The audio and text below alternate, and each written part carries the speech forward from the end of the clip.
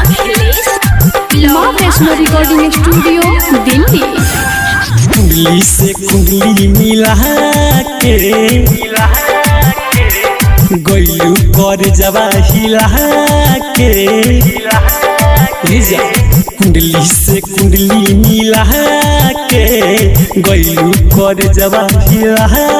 के तोहके खोजता के नदिया किनारे जाके तोहके खोजता के नदिया किनारे जाके हो रोता दिलवा चिल्ला के रोता दिलवा चिल्ला के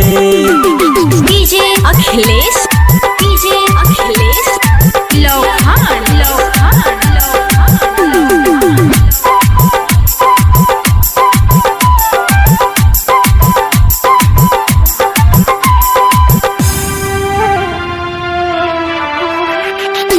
सपनों में ढूंढता तोहरा सुंदर सूरत के पागल कैले है बात करे जा कैल बतिया हो सके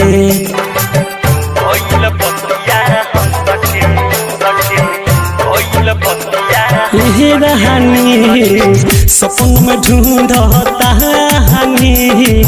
तोहरा सुंदर सूरत के पागल कहले है बाटे करे जा कैल बतिया हो सके पल पल याद तोहरे आवता अखिया तलोरवा बहावता गइलू तू काहे ना जहर पिला के कुंडली से कुंडली मिला के गइलू कर जवा हिला के तोहके खोजता के नदिया किनारे जाके तोहके खोजता के नदिया किनारे जाके हो रोता दिलवा चिल्ला के रोता दिलवा चिल्ला के डीजे अखिलेश माँ Vaishno recording studio Delhi.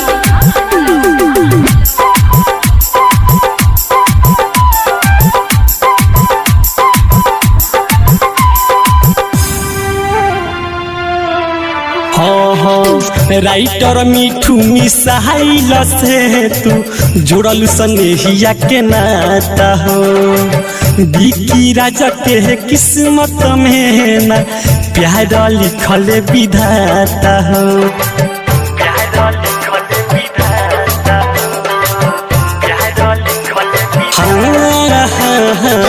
Writer Mithu missile से तू जोड़ल सनेहिया के नाता हो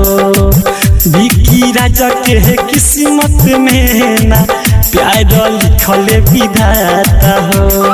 सुबोधय मन बात बतावता प्यार के गीत गुनगुनावता बनलू दुल्हनिया तू कवना जिला के कुंडली से कुंडली मिला के गइलू कर जवा हिला के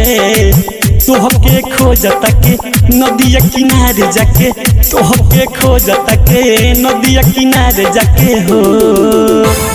रोता दिलवा चिल्ला के रोता दिलवा चिल्ला के।